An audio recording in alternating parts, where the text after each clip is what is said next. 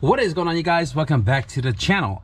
This is the same day that we just came back from camping. I hope you guys enjoyed that video, but today we're gonna pick back up on Project Blueberry, and I am really cutting it close to my deadline here, and I need to be on a crunch. I think the last update to the car was turning it on for the first time. If you guys didn't see that video, be sure to go back and check it out. I wanted to take the car for a drive before I tear it down for the phase 2, which is the turbo build, except I don't have a shifter box in it, nor do I have shift cables. I mentioned that I didn't have the base plate and I didn't have the shifter cable bracket for the transmission, but before I left on my trip, it showed up. I did have a spare set of cables up there, but when I sold my all-wheel drive CRX, I gave it to the guy who bought the car. I'm not sure why I did that, but he said he needed some and I gave it to him. So I don't have shift cables, but I want to steady making progress. So we're going to do the shifter, base plate, and the shift bracket for the transmission. I've already unboxed this shifter in a different video, but I want to give a big shout out once again to Max Peeting Rod and Macy for coming on board with Project Blueberry and this freaking awesome shifter. I did mention that I have the same shifter for Max Peeting Rod in my KRX, and it's been in there for 3 years. It's been through a ton of abuse, and the shifter still works perfectly. Aside from some of the bolts that back out, like these guys here or these guys here, or even the ones on the bottom, all you got to do is Loctite them beforehand and it should not back out on you. I have no complaints about it whatsoever. If you guys are interested in the same shifter, link in the description below, and be sure to use discount code YStatic. Let's go ahead and get this into the car. Now, in part of the shifter, we need the base plate. Cut away from yourself, not towards yourself. Max Peeting Rod does offer the base plate for the shifter box, but I had to order this separately because when I initially got that, I forgot to request this. Just like the shifter box, it comes with all of the screws and the hardware for that. The base plate, I want to say, does as well too. So this right here is the base plate that the shifter box sits on, and these are the hardware to secure the shifter box onto the base plate. Let's go ahead and work with the shifter box first before we get to the transmission cable brackets.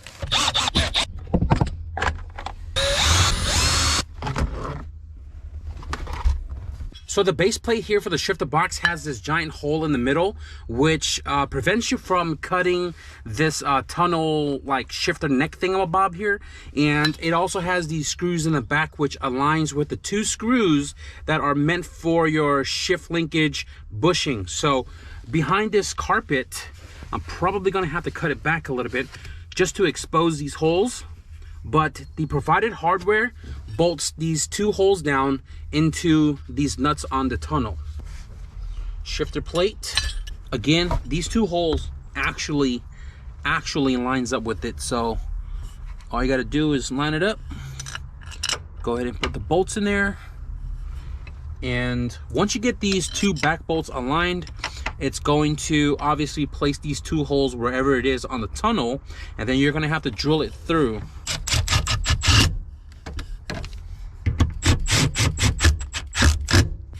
Secured. Now we just got to drill these 2 in the front and feed the other 2 bolts. The kit does provide the nylon nuts for underneath the tunnel. I'm gonna go ahead and remove the base plate, so that way I can open up the holes a little bit so that the hardware can go all the way through.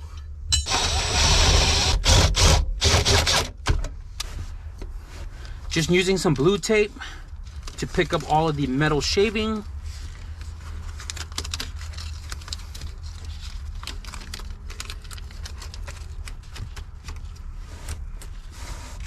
Like so.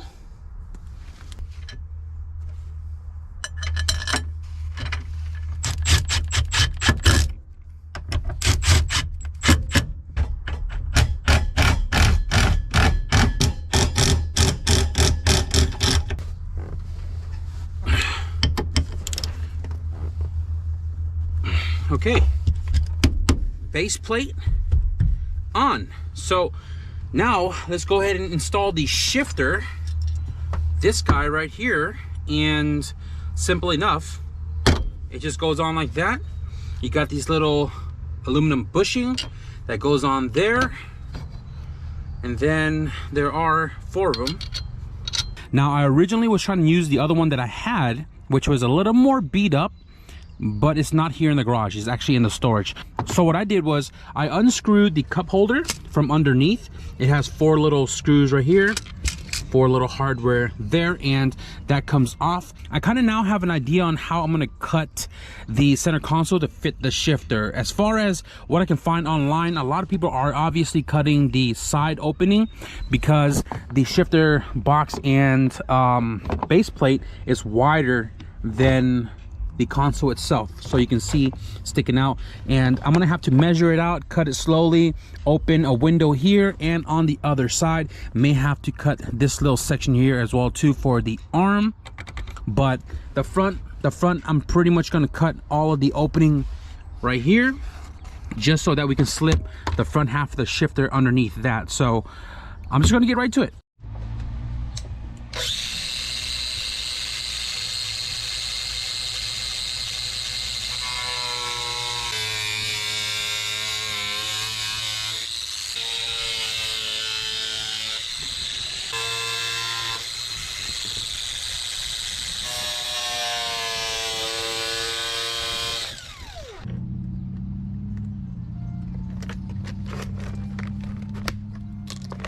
We are finally done with the cutting of the center console. We measured 1,000 times and we cut about 1,000 times, but the good thing is I started small and then I gradually got bigger with the hole. But this right here is for the front half of the shifter. I'm gonna go ahead and just hold it still for you guys so you can probably draw it off your screen or something and use it as a template for your console, right? So most people have a JDM or EDM center console where they just lob off the entire front section of this. Because we are using USDM, this is fully going to be exposed where typically the cup holder would be sitting. But yeah, we're not going to be able to use the cup holder anymore. So let me show you guys how this fits. The pattern that I cut for the front fits perfectly over the shifter mounting points, so it just slips over like that. And then you got to bend this tab down low so you can scoot the console forward, and then it slips over the entire shift box. Then it allows you to go down, right? And then you can secure these screws up in the front here. Now before you screw it down, you have to obviously install the rear console because they tab in together.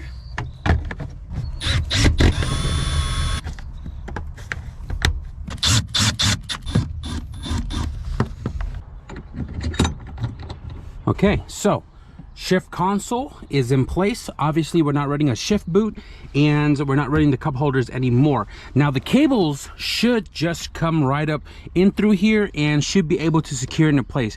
We might have an issue with the OEM shift cables. The OEM shift cable has a black knob that might interfere with this, but if you're using aftermarket like the race cables, then you shouldn't have an issue with securing the left side of the cable here. The cable is also going to run underneath the carpet, and that's going to go straight through here, and potentially, I don't know where we're going to run the cable yet since I don't have the cable, but it's going to go straight through the firewall. But for the most part, console, shifter, base plate, and the shifter itself is installed. I'm going to go ahead and find a shift knob, and then we'll adjust this accordingly and tighten all these set screws down.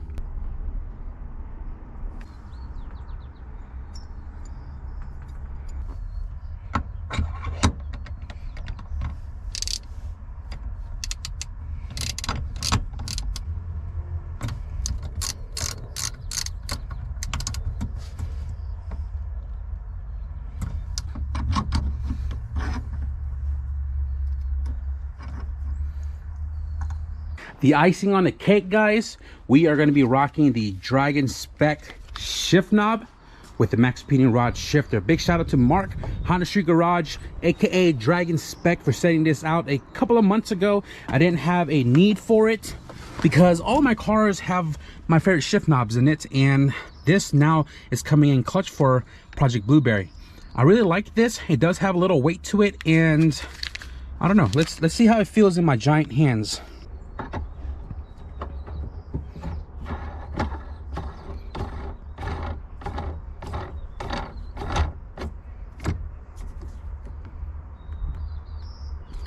Wow, Okay, not bad. It feels good.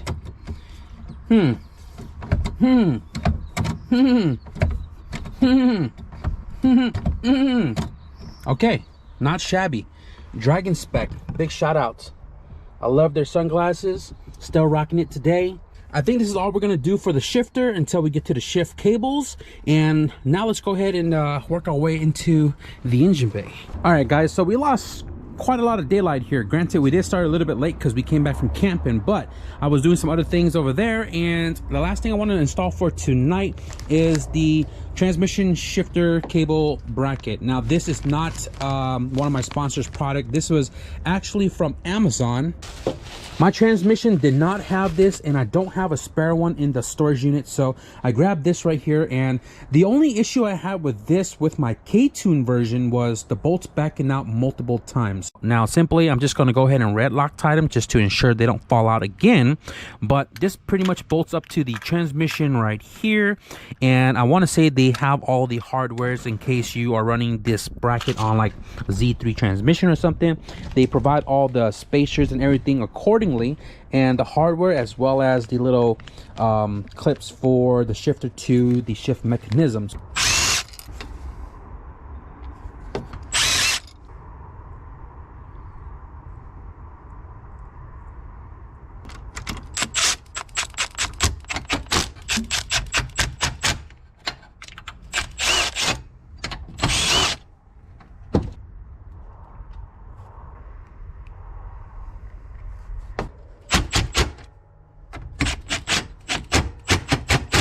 These little spacers are 3 different sizes, and simple enough, you just gotta secure one side of the bracket here and figure out which spacers is going to accommodate the gap that's loosely hanging right here. So it looks like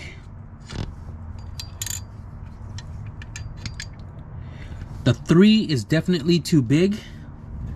The 2, I'm referring to 2 as that line in the middle, so there's, you know, 2 little washer thingamabobs. The 2 looks like it fits snug, and that looks like it's going to work.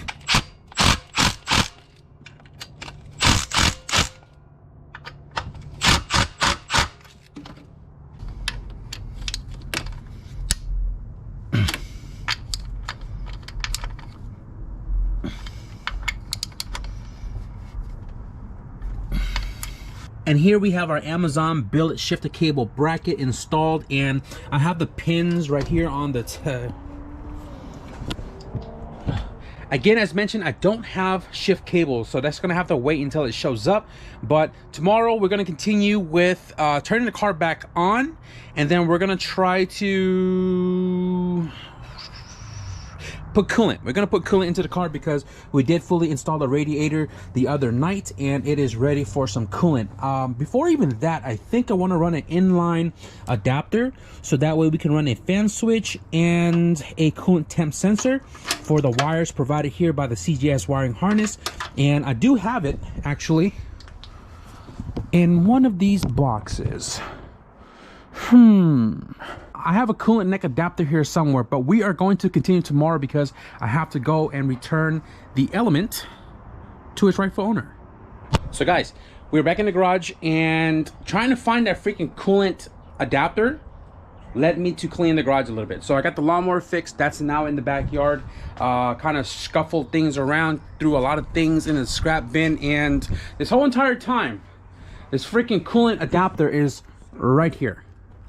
Right here. I could have sworn I went through all of this last night, even on the live stream on Instagram, and somehow overlooked this. But this right here, I want to say this was like Amazon, I think, and this is a coolant adapter. I believe is a 32 millimeter, and this is like for the stock Honda coolant line. So this right here adapts into your coolant line, and then you can add a coolant temp sensor right here on the top. And there is a little screw right here which you ground this aluminum body to the engine so that your sensor can get a ground signal. They do provide the hose clamp here, even though I got a gang of them. I thought it had a second port for a fan switch, but it doesn't. So I'm gonna have to figure something out for the fan switch. But for right now, I am gonna run this to utilize that hole for the temp sensor. Just like my wagon and just like my brother's car, I do have the same adapter on the bottom hose. So it's gonna be somewhere in line right here. And I'm gonna go ahead and pop that off so we can modify this into that.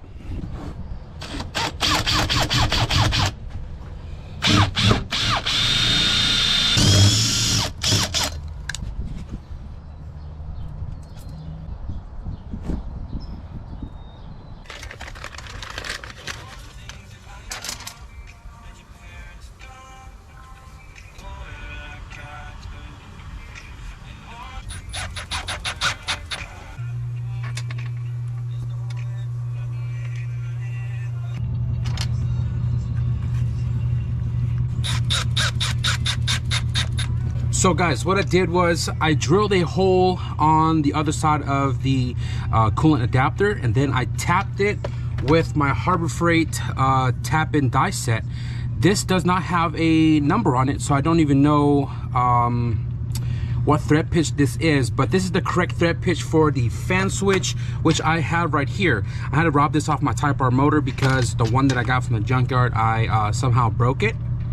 So this is useless. But we have one here. This does have the O-ring. It doesn't really need RTV or Teflon tape. The O-ring should secure it. And that's gonna go ahead and thread in right here. Go ahead and crank that down. O-ring should be doing its job, hopefully. We have the coolant temp sensor here, and I'm gonna put Teflon on it because this is not O-ringed. And usually you can use, like, you know, RTV or Honda Bomb, but Teflon works great too. So this right here goes on top, and we're just gonna snug tighten it down. We're not gonna like crank it or anything. Snug tight. Found this little ground strap in my electrical box, and it is the perfect length to go from the coolant adapter to the block. So I am threading one side to the short block. The short block is grounded to the chassis. Chassis is grounded to the battery. So it should have a nice solid connection. Go ahead and zap this down a little bit. This is the provided screw with the coolant adapter. And I'm gonna go ahead and just slip that on in there. Give it a nice little snug tug. And that is secured. And then right here we have the fan switch plug and the coolant temp plug provided by the CJSWIRING K20 conversion harness. And simple enough, this one plugs right in, and this one right here plugs right in. And there you have it, coolant temp sensor and the fan switch.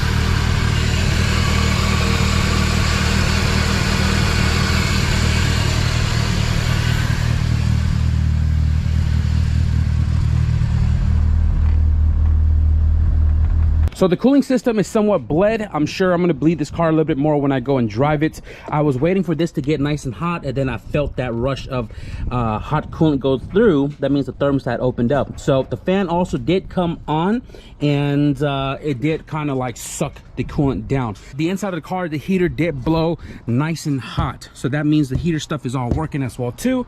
And I shut the car off, like I said, because I want to do a few other things. I think I'm going to fill the transmission next. You know what, let's just do that. Let's just fill the transmission.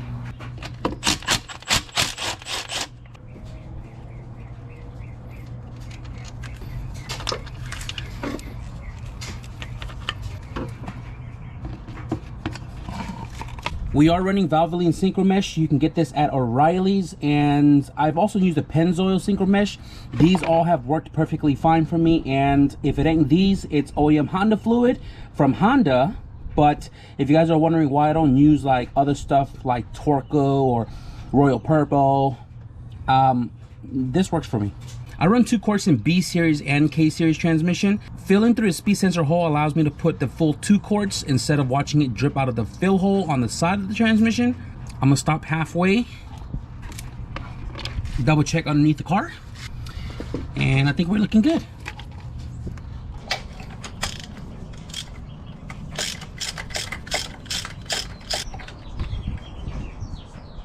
These are the old plugs from the other K20 engine, and yeah, it's pretty charred up. Now, I'm not gonna lie to you guys, the car was smoking a little bit out of the tailpipe on idle, and I know a lot of you guys were giving me a lot of crap about not rebuilding the bottom end with all the slug that was in the entire engine, since this is an engine from the junkyard. So I am doing a compression test, and I really want to know where it's sitting at.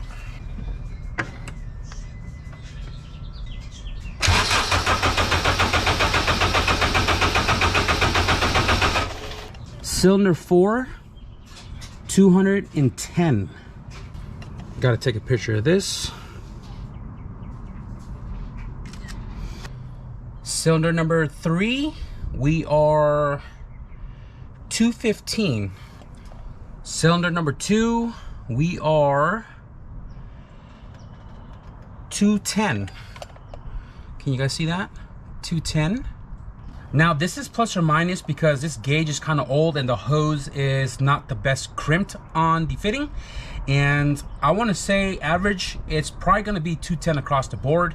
I am also doing this wide open throttle, which you're supposed to.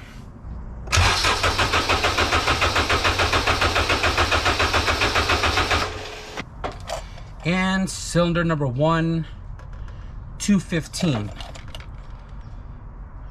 215.